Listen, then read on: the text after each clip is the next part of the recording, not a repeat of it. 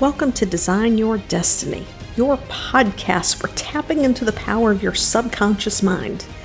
In this next few minutes, allow me to show you how to tap into that power so that you can create success with ease, form deeper connections, and have greater presence in your relationships, and most importantly, find peace within yourself. My name is Penny Chason, and I'm your host. Hey, joyful souls. It is Penny here, coming to talk to you about using your intent and will to get what you want. And it was my intent to record this episode in one shot.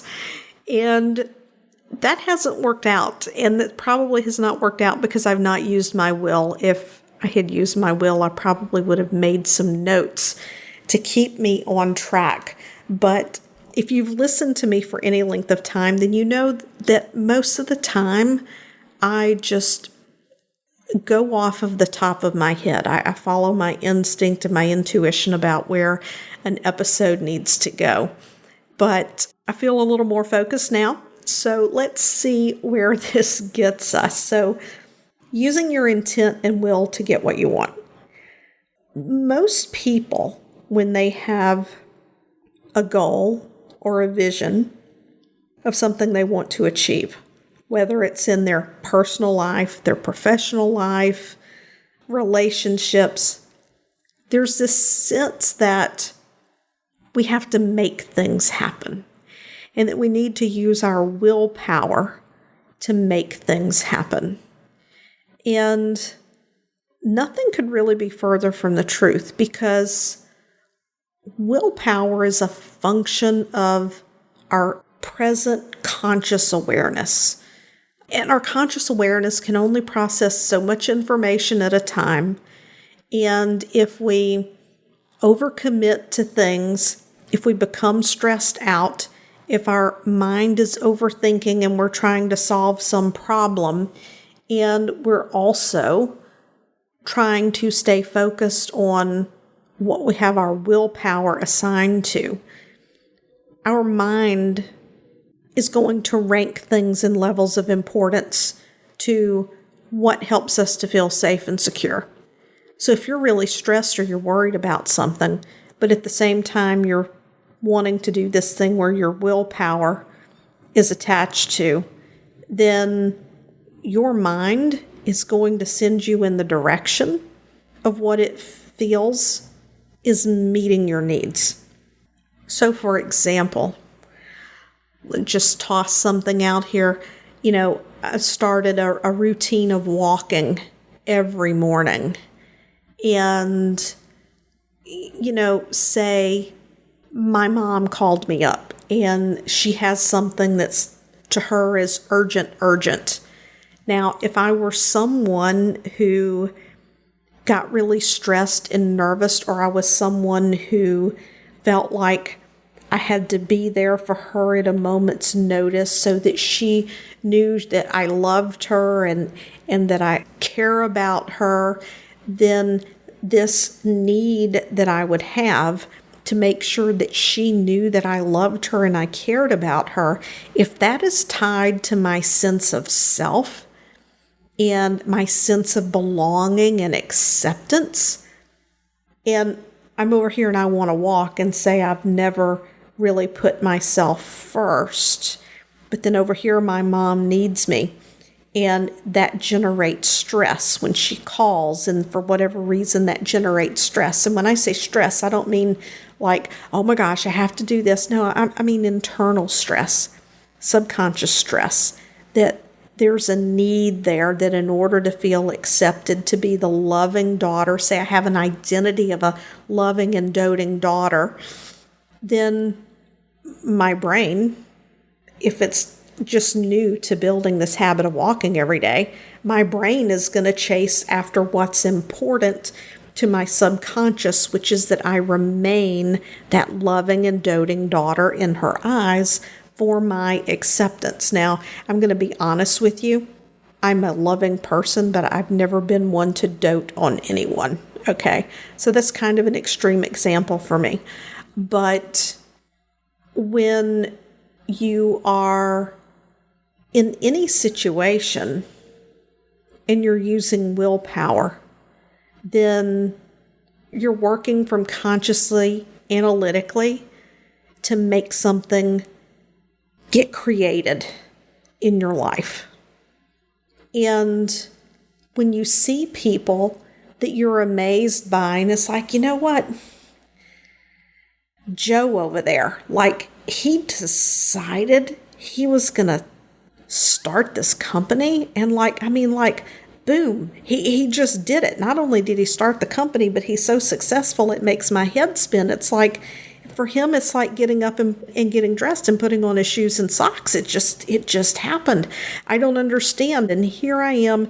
I'm trying to create my business, and I start and I stop, and I start and I stop, and I'm not consistent. Well, there was a very important word in there, and that was decide.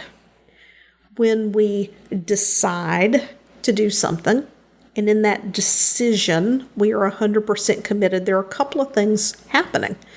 One is that we're taking on the identity, or we have the identity of being someone that when we decide and we're 100% committed, we just do what needs to be done. So that's one thing that comes into play. But the other is intent. If his intent is to create a successful business, then that's what's going to happen as long as he uses his will to get it done. I want to say that again. He set his intent to start a successful business, and then he used his will to get it done. Now, I want to make a very important distinction between will and willpower. Willpower is trying to use your conscious mind to create maybe a habit, to create consistency. But when you decide and you set your intent, you're simply declaring it's done. So then all you have to do is, through using your will, which is your ability to take action. We all have free will. Our will, we can choose. Through will, we can take action. You just set your intent, and then you take action without attachment to the outcome. You have a vision. You know where you want to go, but you take action through your free will, and you will create. I have a couple of examples for you. The first example was when I wrote my international best-selling book, Breaking the Fibro Code. I started working with a writing coach that April. We began actually writing the chapters of the book in May and June. And as things were coming together, I just had the thought one day, this is going to be a #1 international bestseller. And I surprised myself when I said it to myself. I just found it curious. I thought, And I simply gave it no further attention. I finished writing the book. There was one chapter I wasn't satisfied with. We were really hoping to get it to the editor before September, but there was one chapter that I just didn't like. So I gave myself the grace of putting that chapter on the shelf, if you will. And I knew that when I got some time away and I could unplug from everything, it would come together. So then we went on vacation. I had a week off. We were out in the woods where there's no cell phone signal, no radio, no TV, no nothing. And I just pulled out my phone one day, put some music on to play that I had backed up on my phone in my ears, pulled out a legal pad, and just went to work. And the chapter just flowed out of me because I allowed myself to unplug. Plus, I had set the intent that that the chapter would come when I could get away from it all. So you see how that came into play there. Well, by the time the book was ready to go to the publisher, I had changed my niche. And what I did, I already had all of the effort into the book. I knew the book would help people. I knew it would change lives. and the way that people look at fibromyalgia. And a paradigm shift really needs to take place through a good portion of healthcare and the messages that people are being given around this. So I went ahead and invested the money and published the book. Now, this wasn't my niche anymore, but the publishing team told me, these are the dates that we're launching the book. This is what you need to do. This is what we're putting in place. And everything that they asked me to do, I did it. And 3 days in, it was a #1 international bestseller. I didn't force it to happen. I didn't make it happen. I wasn't invested in terms of the outcome in making it happen. I just let it be whatever it would be. And it stays in the bestseller list. Once in a while it drops out, but for the most part, it stays in the bestseller list.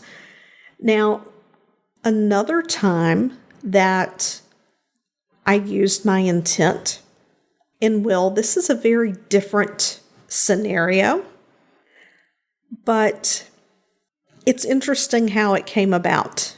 And it deserves one of those hashtag surprised, not surprised moments.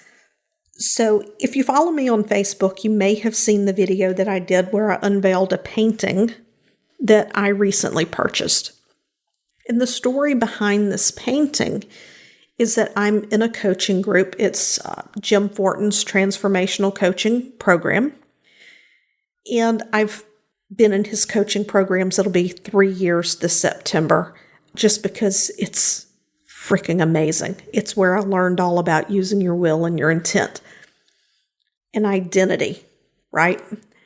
The importance of all of those things. So anyway, I'm getting off track. So I guess it was in April, May. I'm scrolling through the posts in the Facebook group. People are sharing their experiences or whatever. Can't get into details of all that because it is confidential. It's the purpose of that container. But there's this beautiful painting of this owl. And as I'm scrolling, it stopped me in my tracks. And I'm like, that's my painting. I scrolled up to see who posted the picture, and the first word said sold. And I thought, And I just kept going. I forgot about it. Then towards the end of June, 1st of July, I shared an update in another Facebook group. You could consider it's kind of like an alumni group of people who want to continue to participate in Jim's work. And I just posted a Facebook post. It was an update of a lot of things that were happening.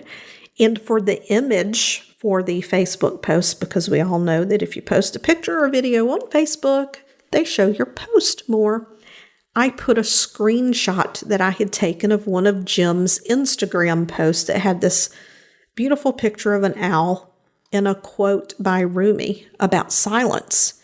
And I'm very much into silence these days.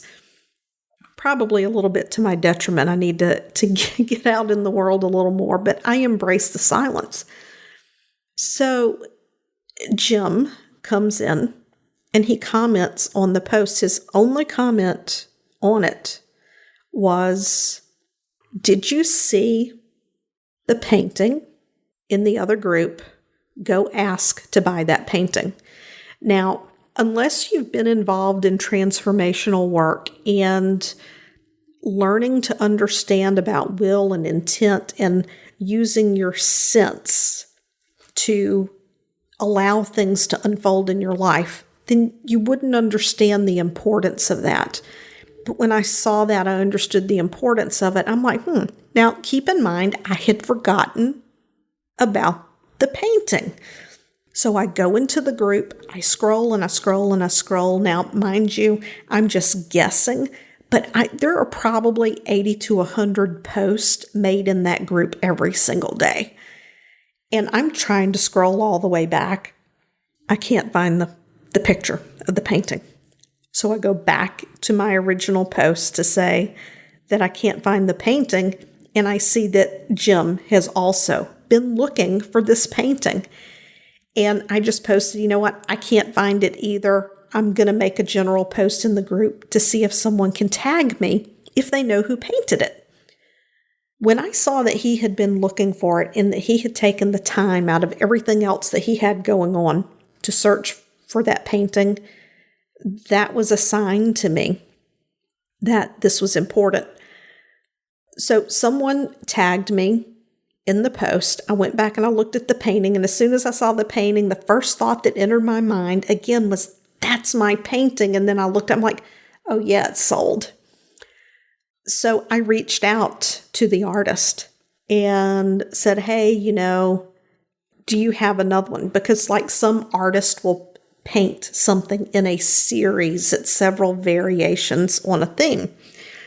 And she didn't have one, but she said, I could paint one. It would take me a few days. So this transpires over a few weeks. She paints the painting. She sends me a picture in Facebook Messenger, asks me if I like it. I'm like, well, it's beautiful, but it's something about the eyes of the other painting. I just absolutely love it. And of course, that painting wasn't available. And so I asked her how much this painting was, and she told me, and she said it was going to take a few more days for it to be dried and ready, and whatever artists do, I don't know. I'm not even going to pretend to know. So anyway, the day that I went to PayPal her the money for the painting, I open up my Facebook Messenger and there's a message from her. The buyer of the other owl has decided they want another painting. This painting is yours if you want it. And of course, I confirmed the price and I paid for that painting ASAP because that was my painting. Because even as she told me, when she sent me the picture of the other painting and I looked at it, I went back and looked at the original painting. And when I looked at it, my thought was, that's my painting. Well, it ended up, it's my painting. It's at my house right now. I have that painting. And there's something key about this process, actually both examples, that is so important to using your intent in your will. So you might say, well, how was that your will that the other person decided not to get the painting? Well, using my will came from reaching out to her to say, hey, are you painting another painting? What are you doing? Because then what happened when this person saw another painting of hers that they wanted more, then they wanted that owl. I was at the top of her mind. She knew I wanted it, and she immediately reached out to me.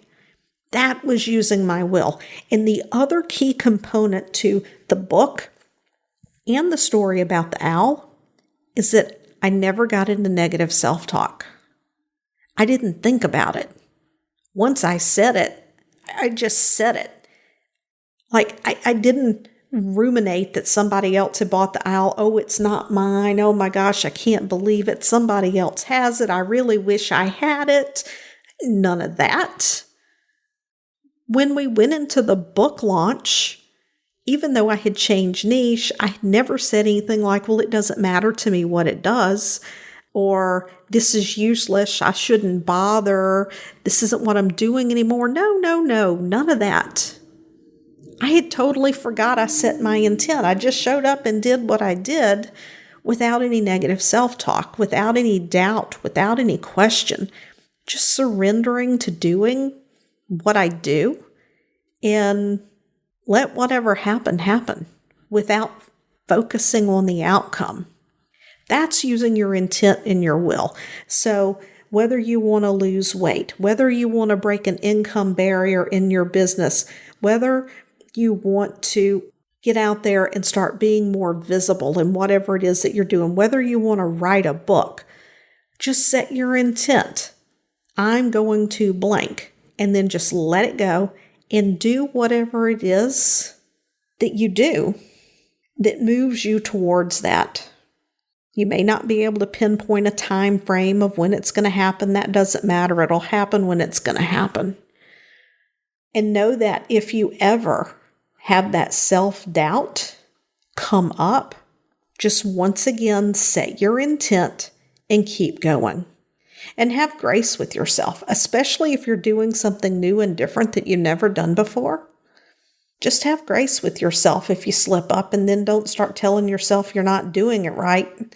You can forget about all that. Just set your intent and go for it and see what happens. I think that you might be surprised.